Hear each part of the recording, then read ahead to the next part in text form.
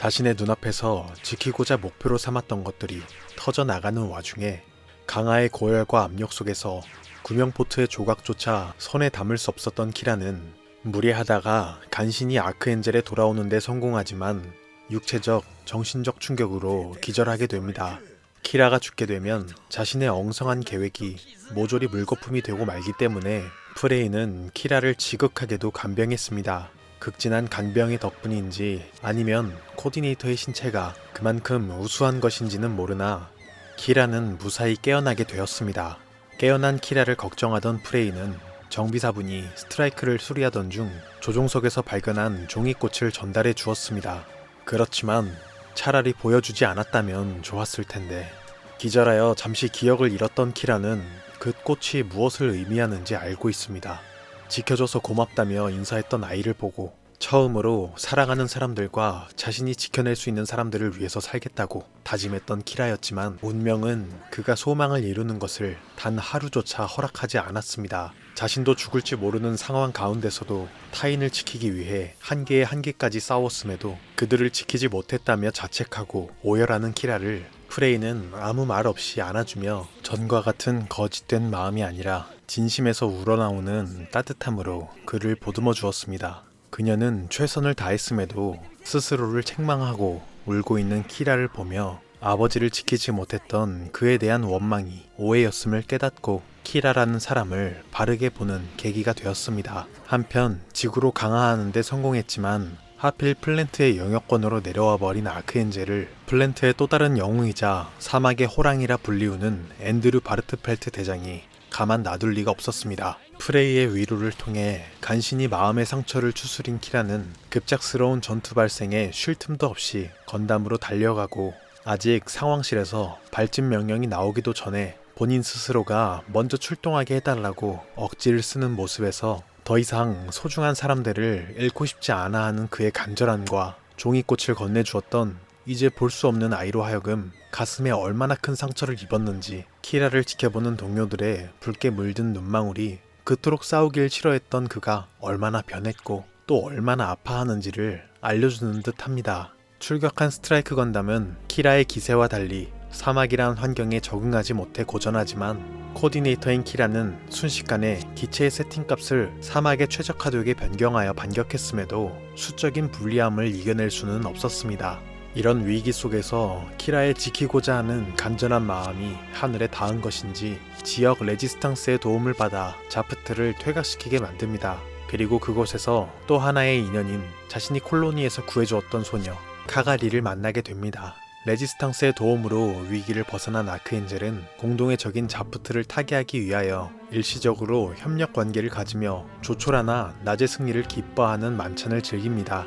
그렇게 다들 안개와 같은 찰나의 여흥을 즐기며 마시고 춤추고 있을 때에도 건담에서는 작업하는 소리가 끊이질 않았습니다. 위험했던 낮의 전투, 만약 도움의 손길이 없었다면 아크엔젤은 침몰했을 것입니다. 그러자 키라는 주어진 모든 시간을 기체의 정비와 어떤 상황에서도 싸울 수 있도록 세팅하며 자신이 더욱 강해지지 않으면 안 된다고 끊임없이 스스로를 옥죄었습니다. 키라의 걱정의 깊이만큼 작업은 길어지던 중 잠시 바람을 쐬기 위해 밖으로 나오는데 저 멀리서 들리는 프레이와 키라의 친구이자 프레이의 약혼자인 사이의 다툼 소리가 들려왔습니다. 사이는 프레이가 최근 자신을 멀리하는 것을 느끼고 대화를 하려 하지만 프레이는 사이의 손을 뿌리치고 마침 밖으로 나온 키라의 팔짱을 끼면서 어젯밤 키라의 방이 있었다고 말을 했습니다. 사이는 정신이 아득해져만 갔습니다. 지금 자신의 귀로 마치 약혼녀가 믿었던 친구와 육체적 관계를 맺었다고 말을 한 것 같지만 자신이 들은 것이 사실일 리가 없기 때문에, 아니 사실이어선 안 되기 때문에 키라를 불러 무슨 말이냐며 물어보지만 대답을 하지 못하고 고개를 돌리는 키라. 격분한 사이는 네가 어떻게 이럴 수 있냐며 자리를 피하려는 키라를 돌려 세우려고 했습니다.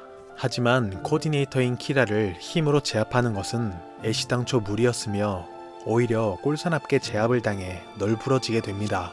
평소 자상하고 여린 성격의 키라였기 때문에 놀라는 사이와 지켜보던 프레이. 그런 키라는 지금까지 억눌려온 감정을 토해내듯이 처음으로 친구에게 분출해냈습니다. 그간의 싸움으로 자신이 얼마나 괴로운 감정을 숨기며 이 역할을 이어가고 있는지 아무도 몰라주고 알아주려고 하지도 않는 가운데 오직 프레이만이 자신의 마음을 안아주고 이해해 주었다고 하며 냉정하게 자리를 떠나려는 그때 자프트는 낮에 흘린 피가 아직 땅으로 채 스며들기도 전이었건만 다시 한번 레지스탕스들의 마을을 공격해 왔습니다. 그러나 민간인을 학살할 마음이 없는 바르트펠트는 포격하기 전 주민들을 향하여 공격 경고를 사전에 예고함으로써 사망자는 나오지 않았습니다. 오히려 소란 속에서 레지스탕스 마을에 사망자가 없는지를 확인하는 바르트펠트. 비록 사망자는 없었지만 한순간 모든 것이 불타버린 마을 주민들을 놔두고 레지스탕스 부대는 자프트에게 복수하러 쫓아갔지만 모빌슈트로 무장한 자프트에게 자동차로 덤비는 행동은 단지 무의미한 희생을 늘리는 꼴이었습니다. 라미아스 함장은 그들이 죽는 것을 그저 보고만 있을 수는 없었기 때문에 키라의 스트라이크 건담을 지원 보내지만 이미 앞서 출발한 레지스탕스 부대를 따라잡는 것은 무리였고 싸움다운 싸움조차 해보지 못하고 모빌슈트 바쿠의 발에 처참하게 짓밟히게 됩니다. 다행히 키라의 지원으로 전멸은 막았지만 많은 사망자가 나온 레지스탕스에게 죽고 싶은 것이냐고 물어보는 키라. 그런 모욕적인 말을 듣고 카가리는 자신들이 신념을 위해서 필사적으로 싸웠다고 말하지만 오히려 카가리의 뺨을 때리며 마음만으로 무엇을 지킬 수 있냐고 외치는 키라가 더욱 가련하게만 느껴졌습니다.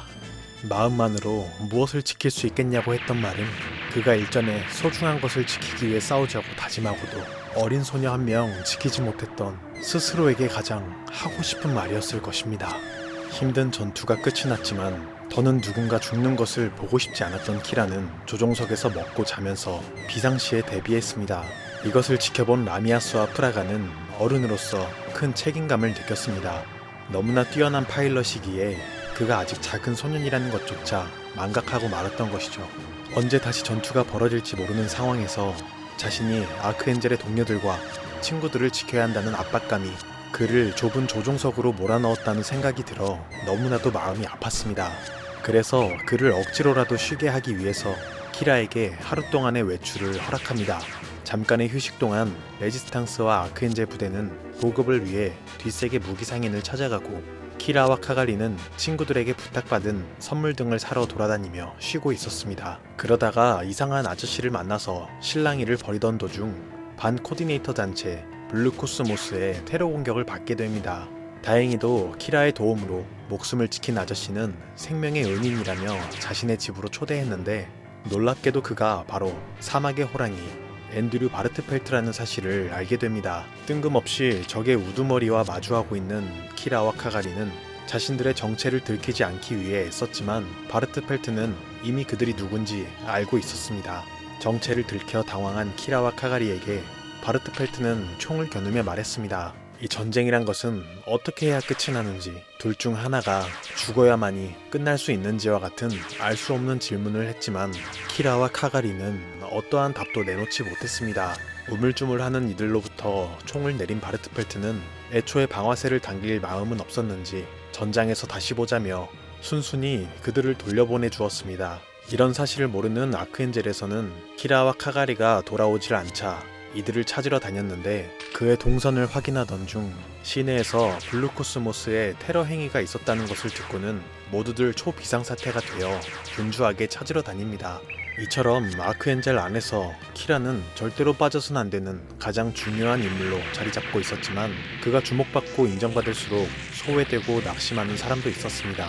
그것은 바로 키라와 연인 문제로 문제가 있던 사이였습니다. 사이는 평범한 내추럴이지만 키라가 없어 무방비한 이때 자신이 키라처럼 스트라이크 건담을 조종하여 모두를 지키는 영웅이 되고 싶었습니다. 그것이 순수한 동기일지 아니면 전날 짓밟혔던 자존심을 회복하기 위해서인지 혹은 건담을 조종하면 프레이가 다시 자신에게로 돌아올지 모르기 때문인지는 사이 자신도 알 수가 없었습니다. 그러나 어떤 이유든 그 또한 동료들을 위해서라면 자신의 목숨마저 바치겠다는 맹세를 한 남자라는 것은 사실이었습니다. 용기를 낸 사이는 몰래 건담에 탑승해 시동을 걸었지만 건담은 몇 발자국도 못 가고 넘어져서 일어날 줄을 몰랐습니다. 아무리 움직여보려 해도 뜻대로 움직이지 않는 건담.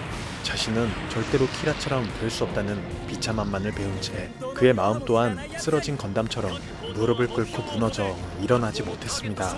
그리고는 눈물을 전부 쏟아낼 시간도 없이 군의 모빌 슈트를 함부로 다뤘다는 죄목으로 일주일간 독방에 갇히게 됩니다. 바르트펠트가 무탈하게 보내준 덕에 다치지 않고 돌아온 키라는 자신이 없었던 동안 생겼던 사이의 일을 듣고는 생각에 잠겼습니다. 내가 얼마나 힘든지 아무도 알아주지도 신경 쓰지도 않는다며 사이에게 소리쳤었는데 정작 그런 말을 했던 자신도 사이가 얼마나 힘들어했고 무엇으로 고통스러웠는지는 관심이 없었던 것입니다. 이기적인 모습으로 자신의 아픔만을 알아차려주길 바랬던 기억을 통해서 키라는 자신이 사이에게 끼친 잘못을 진심으로 뉘우치게 됩니다. 이런 안타까운 상황 속에서도 계획대로 보급을 마친 아크엔젤은 사막을 횡단하여 인도양으로 나가기 위해서 바르트펠트 부대를 돌파하게 됩니다. 화력 차이가 있음에도 불구하고 아군인 지구군 기지를 도달하는 활로는 하나밖에 없었습니다. 어쩔 수 없이 무리한 돌파를 선택한 아크엔젤에게 당연히 전세는 불리하게 흘렀습니다. 게다가 이번엔 바르트펠트가 직접 모빌 슈트를 몰고 참전했기 때문에 더욱 어려운 싸움을 이어가던 중 평소 전투 시뮬레이션에서 군 최고 등급을 받을 정도의 실력을 가졌던 카가리가 파일럿이 없어서 사용하지 않던 아크엔젤의 2호기 전투기를 타고 키라를 서포트해준 덕분에 간신히 전투에서 승리할 수가 있었습니다. 승부가 났지만 바르트펠트는 부대원들의 도주할 시간을 벌어주기 위해 항복하지 않고 끝까지 싸운 결과 키라의 손에 최후를 맞이하게 됩니다. 이렇게 모두가 최선을 다했기 때문에 어려움을 이겨내고 돌파할 수가 있었습니다. 그래서 다들 기쁜 마음이었지만 단 한 사람, 키라는 자신이 죽인 바르트펠트를 생각하며 너무나도 괴로웠습니다. 일전에 키라는 내가 사랑하는 사람들을 지키기 위해서 싸우겠다고 마음먹었기 때문에 최선을 다할 수가 있었습니다. 그러나 짧은 만남이지만 자신이 알고 있는 사람을 죽음으로 몰았던 키라는 죄책감을 이겨낼 수가 없었습니다. 모두를 지키기 위해선 싸울 수밖에 없다며 자신을 다그치지만 그럴수록 바르트펠트의 얼굴과 목소리가 떠오르며 키라의 마음을 괴롭게 했습니다. 자신을 괴롭히는 마음을 잊어보기 위해서 다른 선택지 따윈 없었다고 어쩔 수 없다고 눈물을 참아봐도 16살의 소년에게는 너무나도 무겁고 가혹한 일이었습니다. 눈물 범벅이 된 키라를 본 카가리는 그를 안아주고 겨우 안심시켰지만 아크엔젤을 발견한 자프트 군과 또다시 전투가 벌어졌습니다. 이름 없는 평범한 부대가 키라의 적수가 될 리 없었지만 하나하나 적을 격퇴할 때마다 그 안에 존재하는 생명, 누군가의 사랑받는 가족이나 친구를 없앴다는 사실이 다시 한번 키라의 가슴을 짓누르게 되었습니다. 분명 싸우지 않으면 바닷속으로 가라앉는 것은 자신과 친구들일 것인데 그럼에도 불구하고 어째서 이렇게 마음이 고통스러운 걸까요? 한편 플랜트에서는 우주에서의 전투를 끝내고 잠깐의 휴가를 마친 크루제 부대원들이 아크엔젤 공략을 위해서 지구로 투입됩니다. 이렇게까지 특수작전을 수행하는 크루제 부대를 위시한 모든 자프트군들이 병적인 집착에 가까울 정도로 추격에 추격을 거듭하는 것은 이유가 있었습니다. 지금까지 키라의 스트라이크 건담이 우주, 대기권, 사막, 그리고 바다에서 성공적으로 승리를 기록한 실전 데이터가 지구군 본부인 알래스카에 도착하게 된다면 데이터를 바탕으로 내추럴도 기동 가능한 모빌 슈트를 만들 것이기 때문입니다. 그렇게 된다면 그간 수적 열세에도 불구하고 모빌 슈트의 뛰어난 힘을 바탕으로 유리한 전투를 펼쳐온 자프트는 순식간에 전세가 역전될 것이었기 때문에 그토록 아크엔젤과 스트라이크가 알래스카로 도달하는 것만은 향후 전쟁의 미래를 위해 어떻게든 막아야 하는 최우선의 목표인 것이었습니다. 크루제는 대원들을 불러 모아 작전을 설명하고 본인은 별도의 큰 임무가 있었기 때문에 아스란에게 팀장 권한을 주며 부대원들을 모아 지구로 내려가게 됩니다. 변함없이 자프트 부대의 공격에 맞서 아크엔젤은 멋지게 격퇴하지만 카가리의 전투기가 피탄당하여 이탈하던 중 자프트의 수송기를 보고 공격하는데 하필 그곳에 타고 있던 아스란 자라 또한 수송기에서 분리되어 알 수 없는 장소로 비상착륙하게 됩니다. 마찬가지로 비상착륙한 카가리는 무인도에서 자프트 군복을 입은 아스란을 발견하고 공격하지만 정규군도 아닌 그녀가 코디네이터 특수부대원인 아스란을 이길 리가 없었고 결국 아스란에게 제압을 당했습니다. 그런데 아무리 봐도 군인 같지 않은 그녀의 당돌하고 때묻지 않은 모습을 본 아스란은 그녀의 포박을 풀어주었습니다. 이를 계기로 둘은 서로를 알아가게 되고 여러 대화를 나누던 중 시간은 낮이 되어 자신들의 있을 곳으로 돌아가 앞으로 있을 전투를 준비하게 됩니다. 지금까지 신형 모빌슈트 스트라이크의 힘으로 모든 어려운 전투에서 승리한 아크엔젤이지만 자프트의 아스란 팀도 마찬가지로 신형 모빌슈트를 그것도 4기나 운용하고 있었기 때문에 다시 시작된 전투에서 아크엔젤은 점점 뒤로 물러나며 큰 피해를 입었습니다. 그러다 결국 중립국가 오브의 영해까지 밀려나며 싸움을 계속하게 되는데 오브는 자신들의 영해를 지구군이나 자프트가 침범하게 놔둘 수가 없었기 때문에 무장한 군대를 동원하여 자프트와 아크엔젤을 요격하기 위해 출동합니다. 자칫 자프트와 오브에게 앞뒤로 공격을 받게 될지도 모르는 급박한 상황 속에서 아크엔젤을 지키기 위해 상황실로 달려와 무전을 쥐는 카가리는 베일 속에 감춰져 있던 자신의 정체를 드러냈습니다. 그것은 자신이 현 오브의 수장인 우즈미 나라 아스아 대표의 딸 카가리 유라 아스아라는 사실이었습니다. 자국의 공주님께서 지구군 전투함에 타고 있다는 황당한 무전을 듣고 오브군은 당황하여 사실관계를 확인했지만 정말로 카가리가 오브의 공주님이라는 사실을 알게 되어서 아크엔젤을 포격해 침몰시키는 척하며 오브로 숨겨주게 됩니다. 그러나 자프트도 바보는 아니었습니다. 지구군을 숨겨준 오브에게 공식적으로 항의했지만 오브에서는 이미 아크엔젤이 영해를 떠났으므로 자신들과 아무런 관계가 없다는 말만을 반복하기에 반박할 물증이 없어 답답한 상황이었습니다. 강행 돌파하여 아크엔젤을 찾는다면 중립국이었던 오브가 지구연합으로 돌아서는 외교적 문제가 발생할 수 있었기 때문에 아스란 팀은 잠입하여 직접 물증을 찾기로 하고 일단 철수하게 됩니다.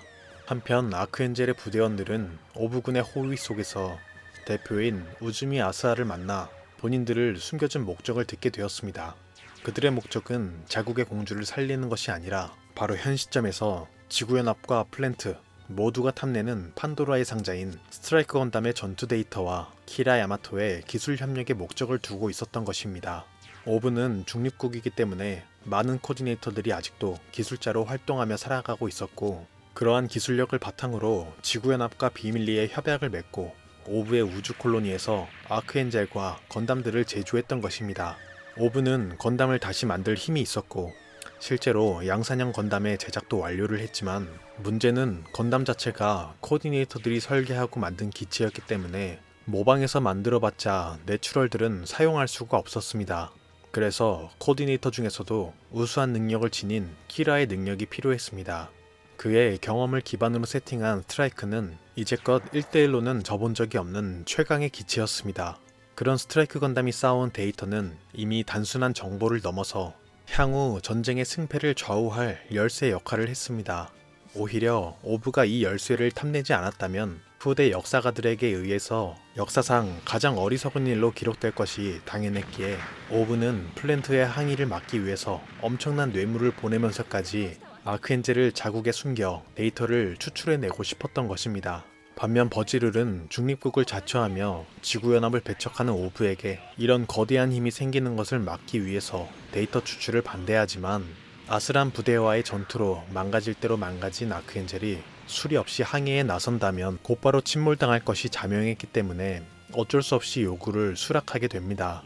작업을 위해 오브의 군시설을 방문한 키라는 이미 양산을 마친 엄청난 수의 모빌슈트를 보고 입을 다물 수가 없었습니다. 현재 지구의 국가들은 기술 개발은커녕 에너지 부족으로 먹고 살기도 어려운 실정이었는데 오브는 지형적 특수성인 화산을 이용하여 타국과 다르게 에너지 문제로부터 큰 타격을 입지 않았던 것입니다. 오브는 작은 나라이지만 이러한 이점을 바탕으로 문화나 복지, 국방력 등에 투자하여 힘을 키울 수 있었기 때문에 그 결과 타국을 침략하지 않고 침략을 허락하지도 않으며 그들의 분쟁에 개입하지도 않는다는 국가적 신념을 지킬 수 있었던 것입니다. 한편 아스라는 오브의 영해에서의 철수 이후 소수의 팀을 꾸려 오브 내에 잠입해 아크엔젤이 오브에 있다는 물증을 찾기 위해서 비밀리에 수색을 실시하게 됩니다. 이런 사실을 아는지 모르는지 키라의 친구들은 가족들이 살고 있는 오브에 도착하게 되어 사랑하는 가족들과 면회를 하게 되는데 키라는 부모님이 만나러 왔음에도 지금은 만나고 싶지 않다는 말을 뒤로 한 채 기술 협력에 힘을 썼습니다. 그런 키라를 본 카가리는 혼자서 많은 짐을 짊어진 것 같은 키라를 도저히 내버려 둘 수가 없어 그를 항시 챙겨주며 조금씩 친분을 쌓고 있습니다. 하지만 가족을 만나러 가지 않는 사람은 키라뿐만이 아니었는데 그것은 다름 아닌 지난번 우주에서 단 하나뿐인 가족, 아버지를 잃었던 프레이였습니다. 아무도 없다고 생각한 아크엔젤 안에서 쓸쓸하게 걸어다니던 중 키라가 부모님을 만나러 가지 않았다는 것을 알게 된 프레이는 그가 자신을 불쌍히 여겨서 일부러 가족을 만나러 가지 않는다는 생각에 폭발하고 말았습니다. 정말로 불쌍하고 안타까운 건 키라라고 생각했기 때문입니다. 싸우기 싫어도 억지로 싸우고 적을 없애고도 그 사람 생각에 괴로워하고 사랑하는 사람들을 지키지 못했다며 통곡하는 키라를 옆에서 봐왔기 때문이죠. 혼자서 어떻게든 지켜보기 위해 건담의 조종석에서 먹고 자며 몰래 울고 있는 그에게 동정받는다고 생각하니 가족을 잃었지만 혼자서라도 살아보려 했던 자신의 모습이 비참하게 느껴져서 키라에게 모진 말을 쏟아내고 나가버립니다. 그러나 키라가 부모님을 만나지 않은 것은 다른 이유가 있었습니다. 그는 지구군 소속으로서 조만간 다시 만날 자프트군을 대비하여 건담의 세팅을 손보거나 기술 협력을 하는 등 본인이 할 수 있는 것이기 때문에 최선을 다하고 있었지만 그렇게 열심히 할수록 자신을 코디네이터로 만든 부모님을 원망하는 마음이 생겨나기 시작했습니다. 평범하게 내추럴로 태어났다면 이런 무거운 일을 짊어질 필요도 괴로워할 이유도 없었을 텐데 말입니다. 상냥한 키라는 부모님을 만나서 자신이 갖고 있는 이런 원망하는 마음이 튀어나올까봐 사랑하는 가족들에게 상처 주고 싶지 않은 마음에 억지로 만나지 않았던 것입니다. 상처받는 사람은 나 하나로 충분하다고 여기면서 어린 소녀는 참고 또 참아내며 전투 준비를 하는 중 어린 시절 아스란이 만들어 주었던 애완 로봇 토리가 만들어준 사람을 기억하는 것 마냥 아크엔젤을 수색하던 아스란에게 날아가 애교를 부리는 덕분에 토리를 찾으러 나온 키라와 아스란이 서로 만나게 됩니다. 바로 앞인데도 건너갈 수가 없는 철창 사이에서 마주하며 복잡한 심정으로 서로를 바라보는데 동료들과 함께 있던 아스란은 키라를 처음 본 것처럼 모른 채 하며 토리를 돌려주고 돌아가려고 하지만 키라는 용기를 내서 말했습니다. 소중한 친구에게 받은 소중한 토리라고 말입니다. 그렇게 소중한 친구의 이름조차 부르지 못하고 다시 멀어져 전장에서나 만날 수 있는 두 사람의 눈동자는 떨리고 있었습니다. 이제 수리를 마친 아크엔젤은 떠날 시간이 되었고 그런 키라를 아스란이 기다리고 있었습니다. 이번 전투에서부터 그간 열심히 전투기 조종 연습을 한 키라의 친구 톨이 카가리의 빈자리를 대신해서 키라의 업무를 맡게 되었습니다. 그럼에도 불구하고 스트라이크 건담 하나로 자프트의 건담 4기체를 맞서기엔 수적인 열세가 따랐으나 스트라이크만의 장점인 전투 중 에너지팩 교체가 가능하다는 장점을 이용해서 시작부터 에너지 밸런스를 생각하지 않고 폭발적으로 사용해서 자프트의 3기체를 무력화시키고 아스란의 건담마저 전투 불능으로 만드는데 성공합니다. 그 순간 아스란의 동료인 니콜이 아스란을 지키기 위해서 망가진 건담을 이끌고 창을 뻗어보지만 기습 공격에 당황한 키라가 회피 동작을 취하던 게 하필이면 니콜이 타고 있는 조종석을 빔소드로 갈라버리고 말았습니다. 피아노를 좋아했던 15살의 니콜은 자신이 이런 끔찍한 최후를 맞이할 거라고 생각이나 했을까요? 지금껏 적을 해치우면서도 사람의 목숨을 빼앗고 싶지는 않았기 때문에 단 한 번도 조종석을 노리고 공격해 본 적이 없던 키라는 떨리는 손을 움켜잡고 아크엔젤로 돌아왔습니다. 그의 마음을 모르는 동료들은 드디어 한 기 해치워서 잘했다며 칭찬을 해주는데 그럴수록 키라는 더욱 힘들어할 수밖에 없었습니다. 먼저 죽이지 않으면 내가 죽게 되는 이 참혹한 전쟁 속이라지만 벌써 몇 명의 목숨을 빼앗아간지도 모를 살인마가 되어가고 있는 키라. 그리고 반대편에 있는 아스란도 니콜의 죽음을 믿을 수 없다는 듯이 눈물을 흘리며 그의 라커룸을 만지던 중 떨어지는 피아노 악보. 자신을 대신해서 죽은 니콜 생각에 아스란은 참을 수가 없었습니다.